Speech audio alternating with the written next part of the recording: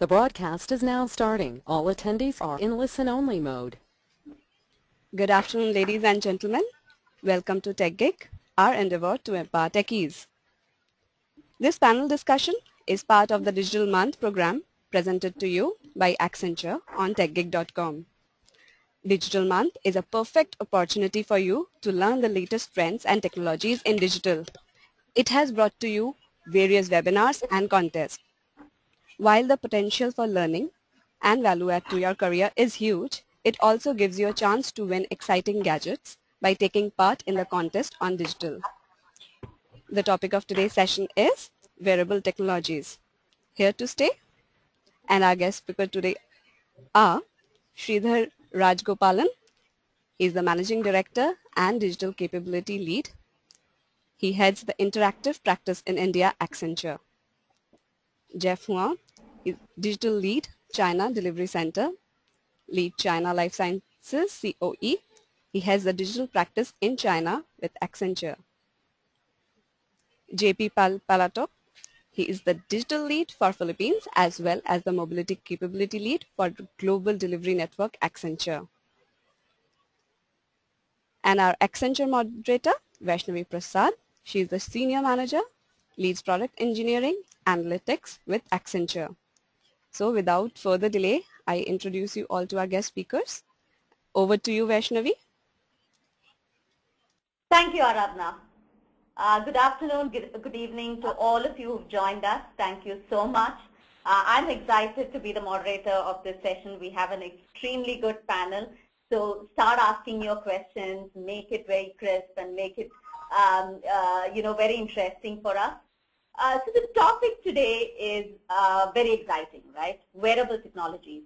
As consumers, we've been using it. I personally am a runner. I use my Fitbit primarily because I want to measure how fast I run, how much of calories, and so on and so forth. Some of us are into fitness, some of us are into other things, right? But we're looking at it more from a consumer side, right?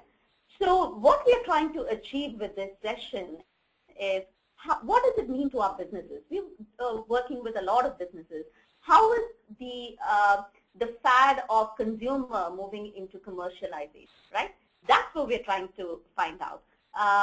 So let me first start off asking our panelists what their favorite wearable technologies is, and then let's open it out to the floor for you guys to ask the questions, right? Today, first I'll start off with Sridhar Rajgopalan. Sridhar, what's your favorite wearable technologies, and tell us why? Good question. Actually, before I answer that question, I need you to refer to two of our other panelists, JP and Jeff. If you see their background, very, very young, very, very handsome young men with colorful background behind them, that means they are retailers, right? They are looking for fashionable devices. So that's what they look forward to. If you see my background, it is bland. So I am an enterprise guy. So I'm looking at devices which are more useful for enterprises, makes business sense for them. I'm into, I also like to see better. So Google Glass is my favorite, Vaishnavi, and that's what I think will bring a lot of business dollars to the enterprises. Great. Thanks, Sridhar. Let me go to JP, who's joining us from Manila. JP?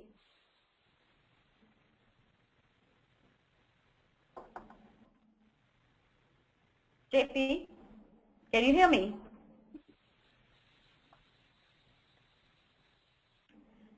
All right. JP, you may have to unmute yourself. Okay. I don't know if I heard JP. Okay, so while we wait for JP, things happen in the technology world, right? So with the technical glitches, let me try and see if Jeff is available. Jeff? Yep. Hi, Vaishnavi, can you hear me? Yes, we can. Go ahead, Jeff. Okay, great. So I would like to maybe share my one of my favorite wearable devices, right? Actually, I like Google Glass as well, but we already talked about that, so I have to talk about something else. And then the fact that I'm living in China, living in Shanghai, I do want to share something. We actually invented and made out of China. Some of you probably know this brand called Xiaomi, right? Actually it's very famous. It's one of the fast-growing mobile manufacturer in China, and it has released several versions of mobile devices in the past, essentially 2 or 3 years, and it has been really, really catching up the market in terms of market share for the devices. And then just fairly recently, Xiaomi released some wristband. It's called a Xiaomi Band, or called Mi Band, right? If you don't know spelling, actually, it's X. Well, you can type MI and BAND, right? You can find a lot of information on the website. So the reason I like this particular device is it's set a little bit different from the other competitors, right? Like, we know Jabon has Up, we know Nike has its own health wristband. But what's interesting about Xiaomi Band is, first of all, it's very cost-effective, right? It's about like 13, 15 US dollars, and the quality is pretty good. And secondly, I think this device has very unique features, such as it can lock your Android phone, especially Xiaomi phone, right, automatically, right, because it pairs up with your phone and also who's the owner of the Xiaomi Band, and actually can lock your phone. And also it has a very long battery life. So I think it sets apart from the other things that, with key features. And I think that it's really good innovation from this, a developing market like China, right, which has a lot of demand in this wearable devices, right. So I think I would just share that as my current one of my favorite devices. Thanks, Jeff. That's very interesting. I'd like to hear more about it as we proceed with the session. So we have JP back. So JP, what's your favorite? Can you hear me now, Vaishnavi? Yes, I can. Go ahead. All right, perfect, good. So good afternoon, everyone. My favorite device is actually the Pebble Watch. I think it's very, good in terms of a wearable device, because in terms of convenience, in terms of like notification for emails or like a phone call, you don't have to dig up, your phone if you need to, see whether somebody's calling or if there's a notification. I'm also using it for like, informing me of my next meeting. So that's one thing that is good for me, so from helping me from my daily tasks, that is something that's interesting. Another thing that's good with the Pebble Watch is you can customize the watch faces. So if you're interested in certain watch faces, you can do that as well. But the most amazing thing about the Pebble Watch is that you have 1,000+ application from controlling your houses or your lighting. There's a lot of applications that are available there to checking your ESPN scores. For example, in Manila, where we are very much in love with basketball, you can check the basketball scores in the NBA, or if it's baseball that you're interested in, you can check that out as well. The other thing that is also interesting is there are also applications for like health or fitness, like a bike plus, hike plus, run plus. There's a lot of application that helps in terms of the area of fitness. So there's a lot of uses for this particular device. And for me, I'm using it for for helping me with my daily tasks as well. That's it, Vaishnavi. Thanks. Back to you. Thanks, JP. So we've seen a variety of things, from Google Glass to Xiaomi to what JP is talking about from a Pebble Watch. So it sort of covers a lot of things, from a travel to healthcare to fitness and so on and so forth. So that sort of sets it up from in terms of what are the type of questions we are getting. So first of all, I want to thank the audience. I've already got a few questions, so which is great. So keep them coming. We are open the floor for your Q&A. So let me go to JP first. JP, this is for you. Parul would like to know, why will businesses be the early adopters of wearable technology, and what are those businesses in your opinion? JP? Yeah, I think it's something that the businesses will be using extensively more. One of the things that is important, there are two things. One, efficiency. It allows employees to get data, real-time data access and freeing their hands to do other stuff, holding tools or equipment and other things like that. On the other side, collaboration. For example, in Google Glasses, employees can probably, collaborate with their peers or with the experts in their company, seeing what they are seeing so that, they can troubleshoot issues, look at, the problem, or look at, consult on things. So, I think that's an area that will help this, the employees there. Of course, from an enterprise perspective, you have to consider a couple of things, some trade-offs. Of course, the screen size is smaller. Some of the tasks that needs to be done can only be done from a workstation compared to a smaller device and screen size. We also have to consider Wi-Fi, battery life, and other things like that. So there's a lot of things that we need to consider, including data and security concerns that may come with the uses of the wearable devices as well. So that's basically it. I think there's a lot of potential for wearable devices for the enterprise. Yeah, I think JP. Thanks, JP. That actually sets me up very beautifully for the next question that has come from Ram. What are some of the key considerations that enterprises must plan? Sridhar, can I ask you to address this? I think very, very relevant question. And if I look at, to add to the points which JP mentioned, I think first of all, we need to all understand what is meant by a wearable device. And so, for a second, assume that wearable devices are nothing but the smartphones, but they have different form factors. That's point one. Second is they will give you contextually relevant information. They are always connected devices, so they would always be connected. They would always give you contextual relevant information. Now, that being the landscape of what we are looking at, important to look at what are the considerations which organizations look for, right? So the most important thing which JP mentioned is about the user experience itself. I think all of you would have heard the speech of, elevator speech, 30-second speech. There is a big difference between a 1-hour speech and a 30-second speech, right? And similarly, if you take like of Google Glass, where your view form, the viewing area is in the top right part of the eye, very limited space, you really need to worry about the user experience. You need to ensure that you give very, very contextual sensitive information there.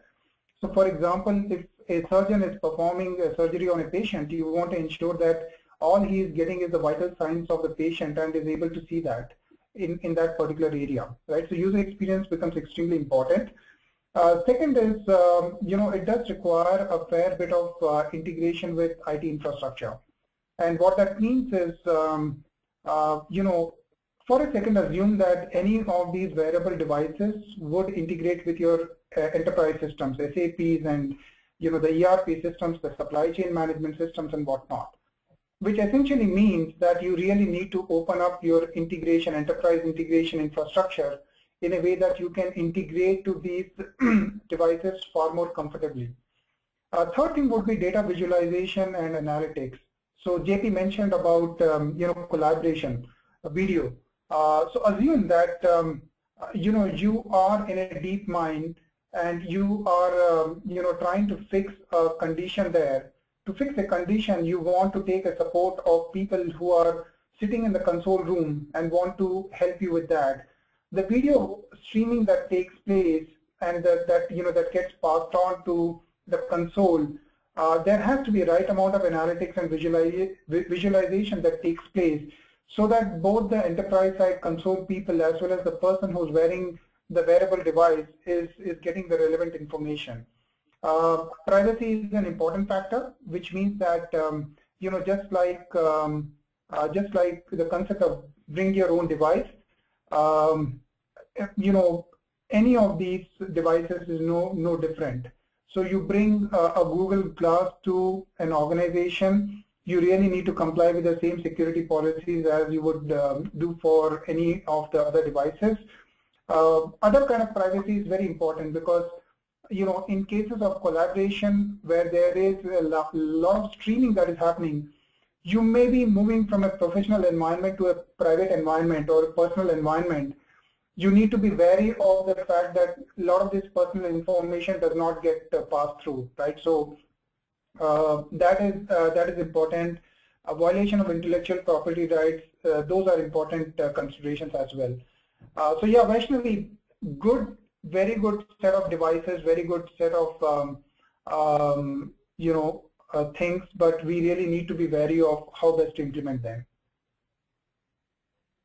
Thanks, Sridhar. I think you brought up a very good point in terms of end-to-end, right? Using wearable technologies. I mean, we think it's something which is a small device, which is going to pump in a lot of information, but it's actually an end-to-end ecosystem you're creating with user interface, with analytics, and making it mobile. I mean, this only creates a lot more opportunities in learning, a lot more tools out there and sort of integrating them. So good that we are part of the digital world, which sort of brings it all together under Accenture. So this sort of, you alluded to the security a bit of it and alluded to what may be some of the concerns that businesses may be facing. So I have a question from Manoj, and I'm going to go to Jeff, to you on this.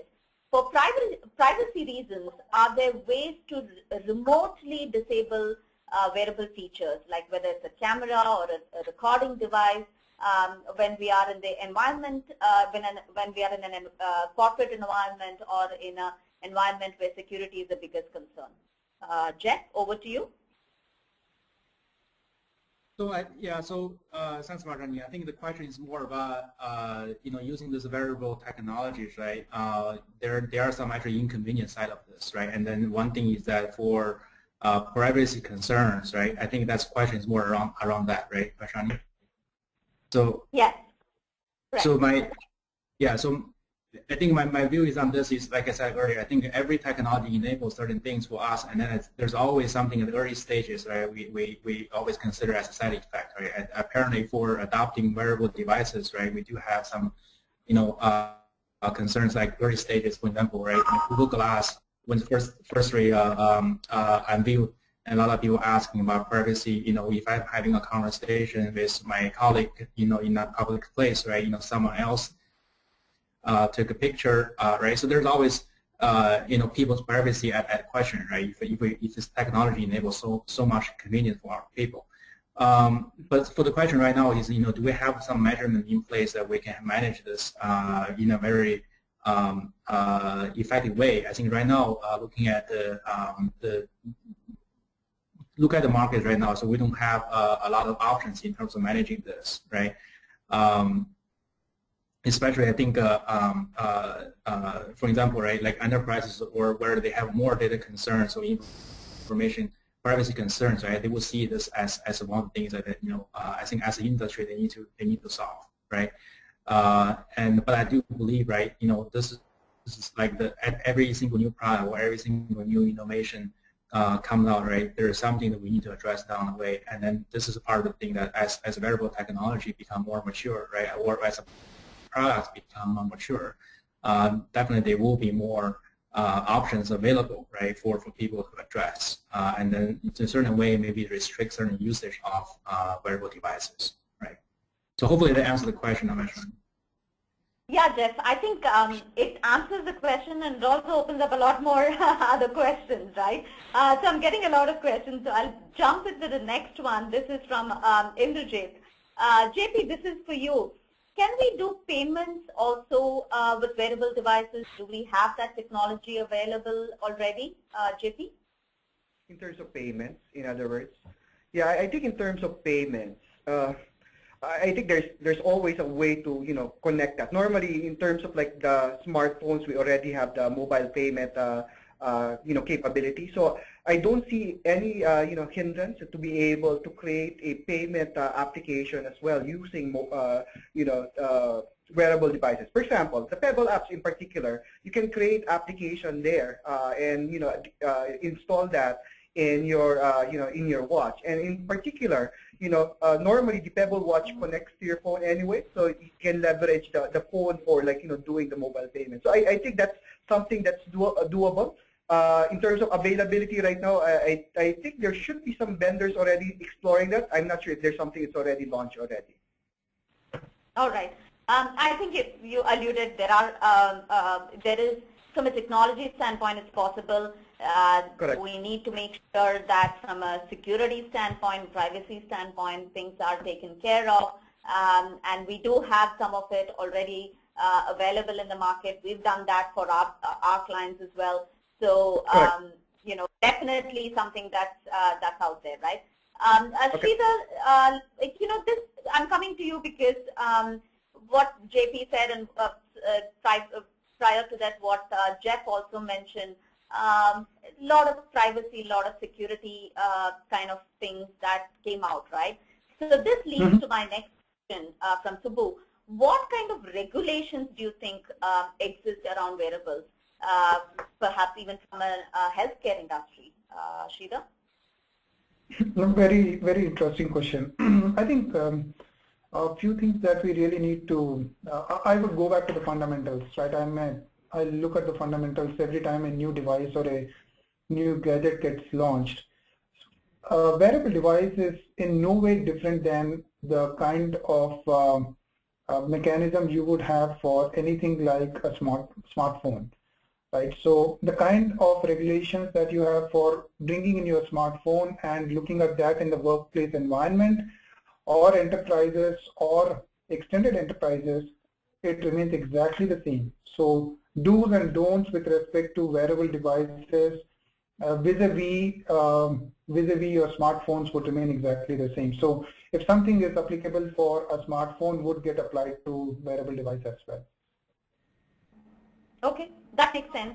Thanks, Sridhar. Let me come to JP on this. What does an enterprise need to understand to get started with wearables, and what do you think Accenture is doing in this space? JP? Sure. I think that one of the things that you need to consider is what's available and, you know, what are the suppliers out there. So in terms of like wearable devices, there are different kinds. The monocular, those that are like Google glasses, those that are like, you know, the ones that are used for augmented reality that is immersive. The smart watches that, you know, Jeff and I actually talked about, you know, those are another example. A recent one that I also read is like, you know, smart shirts. You know, Ralph Lauren is launching a smart shirt, tracking your biometric data and, you know, connecting that to your phone. So that's something interesting that they're trying to launch in the US Open. So you need to consider that. You need to look at, you know, the provider or manufacturers that will provide those equipment or those wearable devices and can supply that. The second thing is you need to consider the different areas in terms of trade-offs. You know, screen size I talked about, or screen real estate. Work on that. Designing for that, you need to consider, you know, how big the screens are, the user interface, the user experience, etc. You also have to consider, you know, from an infrastructure perspective that you need to use, you know, you need to connect that to your infrastructure, Wi-Fi, you know, connectivity that is needed by these wearable devices, the battery life, because for like, you know, some of the devices, you know, the battery life will last probably 5 to 7 days. In some cases, you have to charge it again. So, you know, in terms of that, those are the things that you need to consider. So, you know, Accenture in our case is helping our clients in terms of defining the strategies. So, for example, working with clients, look at pilots, prototypes as well. I think some of the things that we've done is shown in the screen right now related to, you know, the clients. For example, in Philips, we're working with them for an example of using Google Glass during an operating procedure, so the doctors can see information while doing the, you know, the operation and not keeping their eyes out of the, away from the patient. Other examples is using Google Glasses for an extended, you know, screen, you know, providing additional information for the television viewing that you're having, and also controlling your television as it is. So there's a lot of things that we're doing. We're working in terms of strategy, creating the, you know, the pilots and the prototypes and, you know, the things that we're doing to try to drive and use those wearable devices with our clients. So that's what we're doing in terms of Accenture, Vaishnavi. Thanks, JP. I think that was quite informative. I know we're doing a lot of work in this space. You know, even though people do think it's still very new and it's not yet adopted, we've done a lot of work for our clients, and that speaks volumes in terms of how much depth that this has proceeded. So Jeff, I'm going to come to you with this. This is a very interesting, and I think most of us know how it's also being used, but is wearables useful in retail space, and how have you seen it being used? Jeff? Yeah, absolutely. I think the question specifically talking about retail, right? And actually, I think in retail is very interesting because that impacts everybody's life like we do, right? We're all end of the day we will do a lot of retail activities like shopping online or shopping in stores. So how does the wearable devices going to contribute our making life different in terms of shopping? So I do think it will make a difference, right?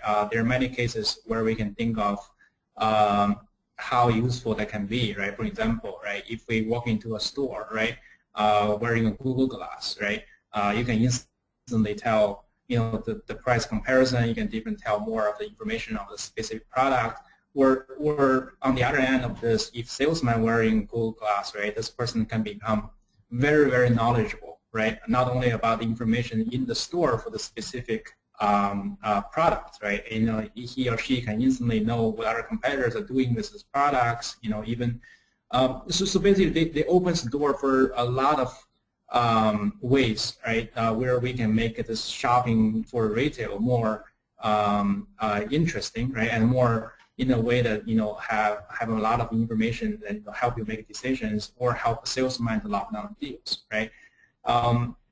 So I think it do opens many different ways, not only in retail, right, but in other spaces as well. I believe in other industries, right? But I think at the end of the day, this wearable device. I think also should I comment on this? I think I like that angle as well, right? Today, for example, we are already doing a lot of interesting things with our smartphones, right?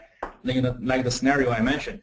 If I hold my cell phone, walk into a Chinese local retail store, actually there's a lot of applications today already, right? Talking about we have something called barcode scanning. Basically, you can do that, and then with wearable devices, I think just push down the next level. It can make it more convenient for people as well. So yes. Thank you, Jeff. I think that was very informative. That sort of sets me up for the next one. This is from Prabhu. And Shida, I'm going to come to you with this.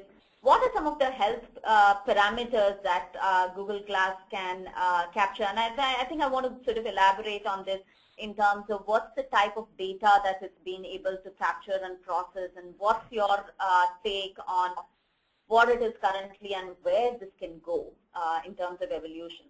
Sridhar?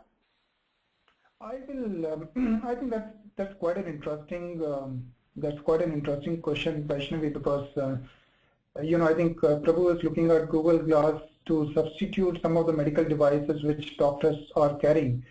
I think what we really need to see is, and again I will go back to the point, is that Google Glass is nothing but an extension of, it's another smart device right in front of you. Which means that if it needs to get a data, it needs to connect to one of the health devices. So let's take, JP talked about an extremely interesting example, which is from Philips. I think the POC which we had done for them through some great examples. So a doctor walking down an aisle before a surgery is able to retrieve all the vital signs of the patient, right? His entire medical history, his the current vital signs, he's able to retrieve all of that. Gets into an operation theater while he's operating, is able to read. There is a system. Philips has got a medical device called IntelliView. IntelliView reads all the vital signs of the patients at that point, which could be related to heartbeat, the blood pressure, the kind of echo reading on the fly, different kind of things that come on board. Now, the surgeon who's performing the surgery at any given point of time has to stop the surgery and look at the other place to read these vital signs.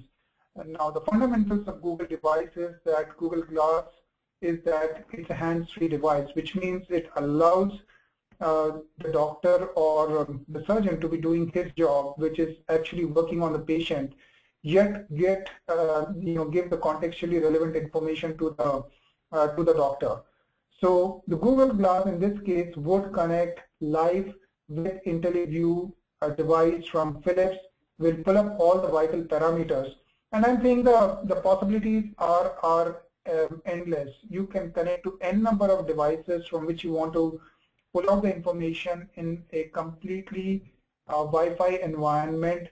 And I'll go back to the point that it needs to be contextually relevant. So before the surgery, pre-stage of surgery, during surgery, post-surgery, what information do you want the surgeon to get, and which device do you want the surgeon to connect to? I think that will be the power of what we are talking about here.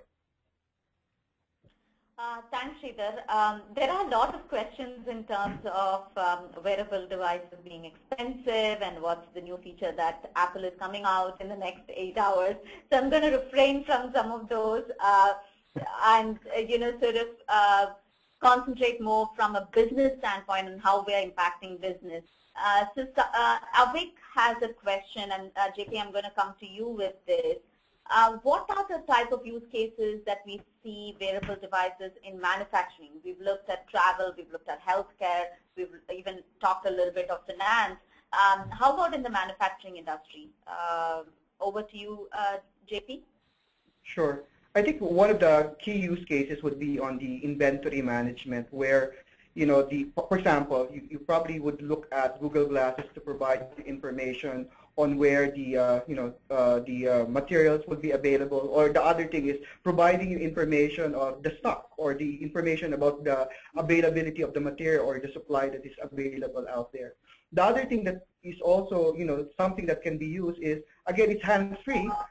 Instead of providing those notifications, providing those information without your workers really leaving their eyes off their job. I think that's also something that can be seen from a manufacturing perspective. So, I think there's a couple more other use cases in that space, but the benefit of being hands-free and providing notification, contextual information, providing supply information on inventory, providing maybe also requesting additional inventory as well would be something that can be provided using this wearable devices. JP, I can add to that. I think you did talk about something quite interesting. Let me add to that. I think in the manufacturing segment, particularly if you go to the, you can go to a shop floor and which has n number of interwound pumps. There are equipments which are connected. Sometimes I think depending on the manufacturing segment, a lot of them have to undergo a change depending on the product design.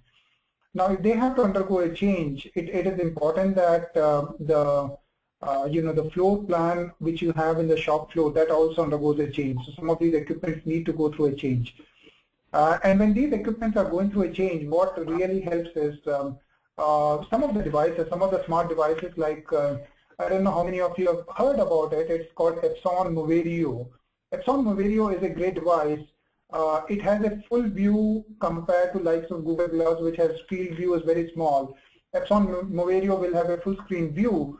And the great part of that is when you're looking at, for example, if you're making a pump stand up, it would, through augmented reality, it would give you a 3D picture of what that space should look like. So the technician on the ground need not have to refer to a handbook or a guide for him to assemble the equipment, but instead can look through that field view, can get the information what he or she wants, and at the same time, through a remote video collaboration, the supervisor behind would be in a position to do the illustrations, which is the drawings, which can be streamed live right in front of you, and you would know exactly what needs to be done. So some wonderful use cases that can be applied. Thanks, Sridhar. Obviously, we went from one industry to the other, right? So it is slowly making its way to multiple industries and multiple use cases, right? And that comes back to the same question in terms of privacy. So I'm going to come to Jeff on this. Raj would like to know, will social networking and wearable devices pose a threat to privacy in the future? Jeff? Yeah. Sure. Thank you, Varshani. So again, it's back on the another concern we have about privacy, right? So I think in terms of we talk about social. Sorry, we talk about wearable devices. So now we're adding more social flavor to this. I think yes, it will create some more concern in terms of our privacy at a question, so on and so forth. So I think it will, and like I said earlier, I think as an industry, right, it's just part of the early stage we're in, and right now we're trying to conquer different type of challenges with the devices, with the technologies we're bringing to our life.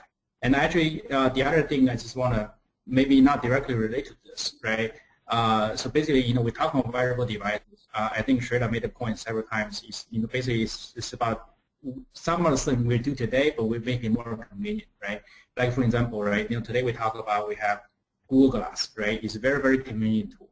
But also, there's another product I think recently we saw on the market called GoPro, right? It's a very simple idea, right? You just put a video camera on top of your head, right? You can make a wearable camera, but it make your life much easier when you go outside outing and everything. So I think that we're not dealing with a unique situation where wearable technology is completely new. It's just not like that, right? It has been, the thing we do with wearable technology today, we probably do with other ways already. So the challenges we're facing, like privacy concerns, like the other challenge we're facing is probably we're doing this in today. It's just that maybe with the wearable technology, with the inconvenience, we're dealing with maybe the next level. So I think it will create concern as continuously as technology will create concern as well for privacy today. The wearable devices will create concern for privacy as well, right? But I think we'll definitely will get more and more addressed as the industry matures.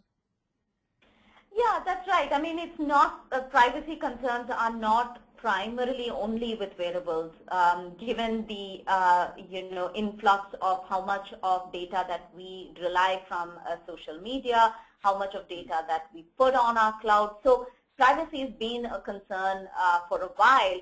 So while we address that, we can also address what we are seeing with wearables, is what Jeff is saying. So that's great. So Shrita, I'm going to come to you with this one. This is a very interesting, spot-on question from Avik. When proposing a wearable device-based IT solution for our clients, how are we quantifying the benefits? Shrita? Wonderful question, and I will refer back to the first point which JP had mentioned. Someone I think had asked JP this question about what are the benefits of wearable devices, and JP did answer. He said there is efficiency which you get, there is collaboration that you have. Now I think it's extremely important to understand what are the benefits you will get and what are the corresponding returns you will get. So take an example. I'll mix it up with some examples. Right, if you're going for say deep water mining or deep water drilling, actually, you will end up spending about $1 million a day. That's the kind of expenses that are involved there. And having a wearable device where you exactly know where the problems are and where to fix that, the return on investment could be in hours. Forget about days, forget about months, forget about years, right? So the return on investments could be pretty much in matter of hours. So that's one kind of a thing.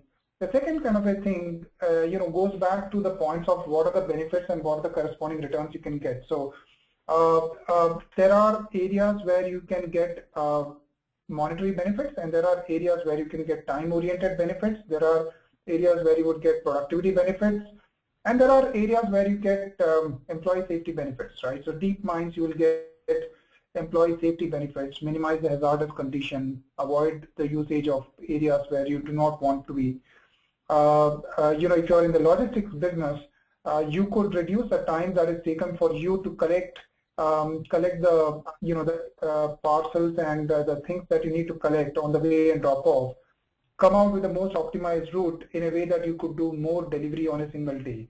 Now, that's a classic supply chain management problem which is given on a wearable device.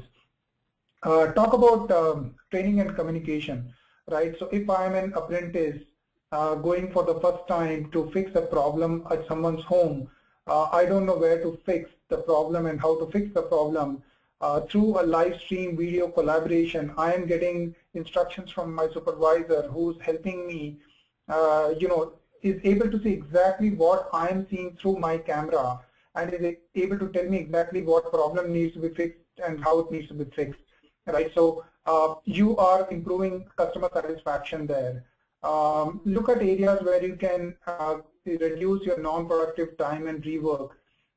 Look at areas where you can shrink down your decision-making timelines.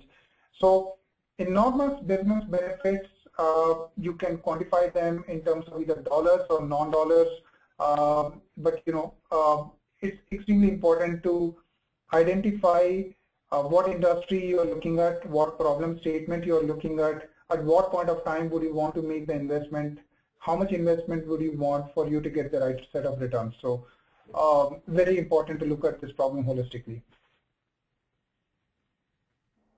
Thanks, Sridhar. I think this is really useful because not only are we saying that this is something that we are using on a day-to-day basis from a consumer standpoint, but what you're saying is businesses are going to have new opportunities based on some of the data that we're going to get through this and based on the usage pattern of some of these technologies. So obviously the next question, which is very apt to this, is we've talked about privacy for folks, privacy for the data that's coming in, but this is very interesting. So Praveen has a very interesting question, and JP, I'm going to come to you with this. As the mobile malware continues to grow, are wearables in scope for next attack? How do we protect wearables, not the data that's coming out of wearables? JP? Right, that's correct. So in any technology such as this, it's really in scope in terms of any malware attacks. No, it's something that's there. The difficulty with wearable devices is because of the different devices, the operating systems, etc. It's hard to predict, in terms of where the attacks will be and which particular device will be targeted. I think the important thing here is really to protect the data that is being sent, particularly for most of these devices, or not all. Actually, they need another smart device that they need to connect to, that they pair with.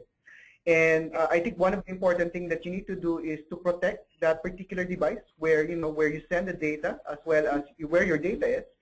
For example, in the Pebble Watch, my iPhone or my iOS devices, and then protect that.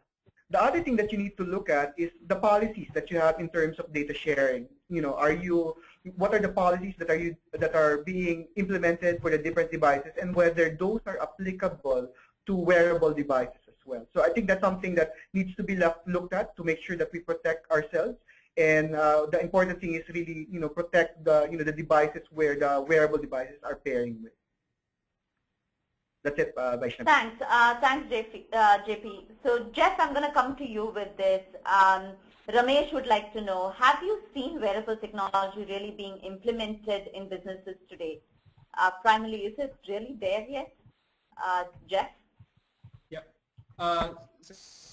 Thank you, Vaishnavi. So I think it's very relevant to the work we do not only as a customer, right? When we have our business, we have to consider. So it's a very relevant question for this context.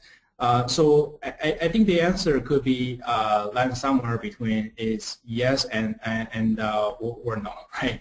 Depending on, I think, where stage. I think at the current stage, I think as a customer or in the as a customer, we're seeing a lot of trend. I'm actually counting some hours when Apple is going to release this event in the next few hours, right? A lot of speculations on whether iWatch will be there or not. Right? Definitely, there are a lot of excitement as a customer. But in the business side, I think as they're concerned, we just talk about, like, for example, data security, malware, and privacy. I think for businesses to adopt wearable devices, right, it can be a little delay in terms of the true adoption of wearable devices.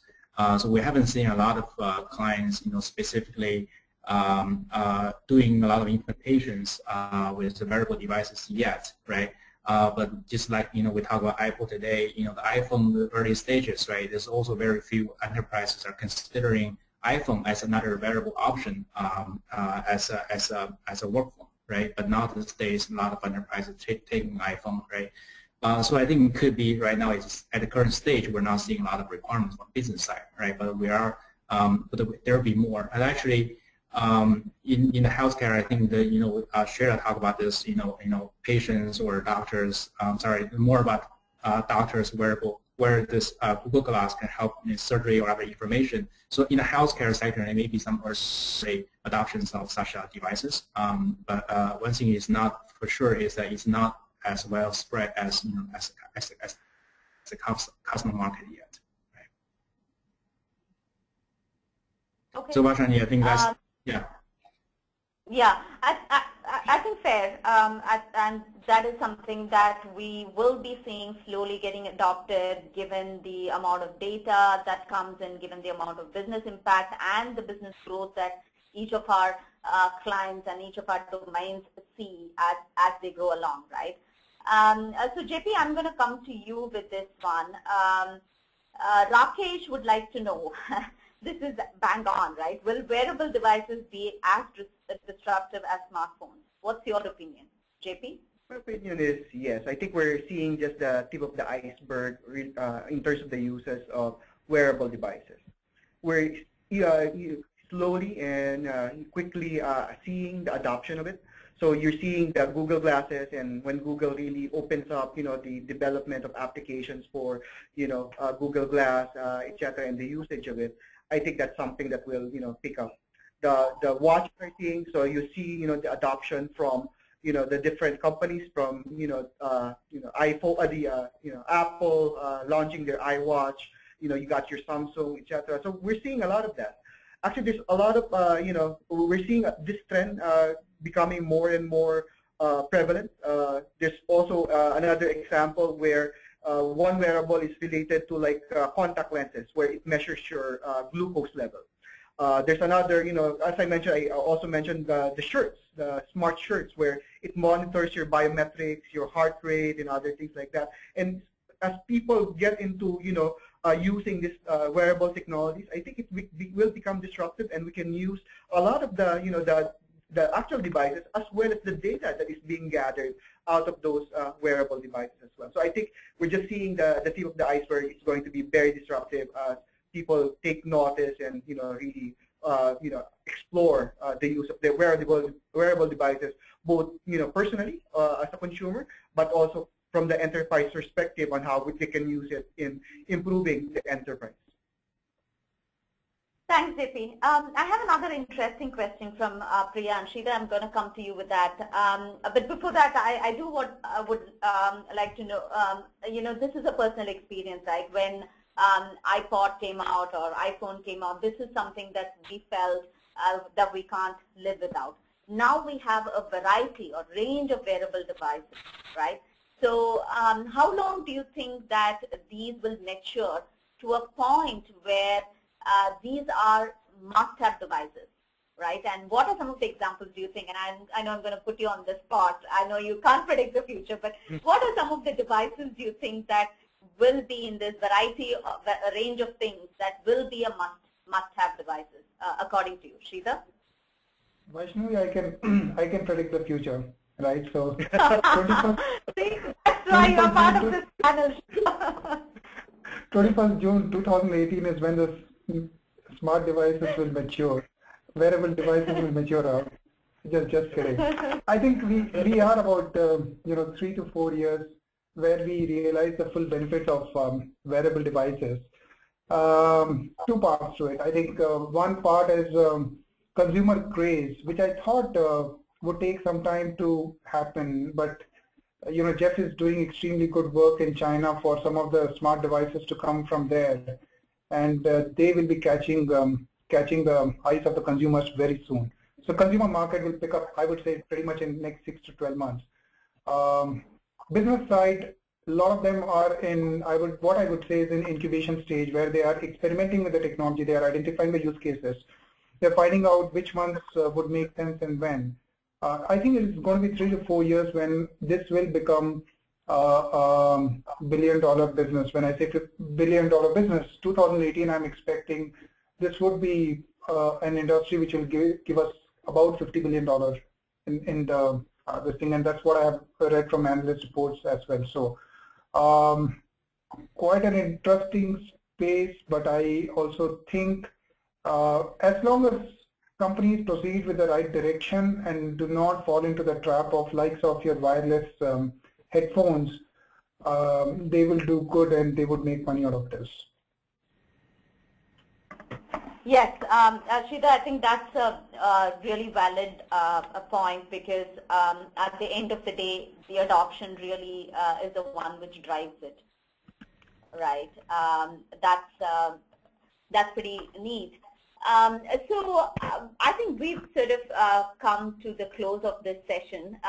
It was quite interesting for me to learn a lot from this panel in terms of whether wearables is just a consumer fad, or is it something that's going to change our businesses. There are lots of things that we learned, that it is not just for healthcare and travel that we are hearing, but it's across supply chain, across manufacturing and other industries, and it's quite prevalent, and we see that it's also opening up a lot more opportunities. That's one thing that we got out of this session. The second thing is it's not just wearable technologies on a silo, right? It has to be the ecosystem, which means the user interface, being available and be able to get the analytics out of all the data that gets collected, visualize it, and also be able to provide it from a smaller form factor, right? So we learned that is something that is open to opportunities for us to learn. And the third part of it, it is a reality, especially when it comes to our business, because primarily when businesses see new opportunities that comes along, that's something that they're going to be jump on. And people like us are the ones who are building it and creating that opportunities for our clients, right? So I do want to thank you, gentlemen, for spending your afternoon, making sure that I'm getting educated, and I'm sure our audience also got educated by spending this afternoon with you guys. So Jeff, thank you so much for joining us from China. JP, thanks so much joining us from Manila, and Sridhar, thank you so much for joining us from Bangalore, and I'm joining from Mumbai, so this is truly a global company. Any last parting thoughts from you guys? I think, Vaishni, I will go back to someone who was asking me, when I was talking to someone just some time back and said that I'm going to be having this interesting discussion in this panel. Someone asked me this question about how do you prevent smart crimes using this smart wearable devices. And to me, the answer was very simple. Smart crimes are not to be caught. Wearable device or no device. Well, with that thought, again, thank you so much for joining us, and thank you, audience, for giving us the opportunity to interact with you this afternoon. I will now hand it over to our coordinator, Aradhana. And I'm really thankful to our guest speakers today for conducting this wonderful panel discussion with us. It was indeed a great session. I would also like to thank all our participants, as Vaishnavi just mentioned, for their support in making this panel discussion a success. Thank you all for joining us today. I hope you have a great time ahead. Thank you. Thank you. Thank you. Thank you. Bye-bye. Bye-bye.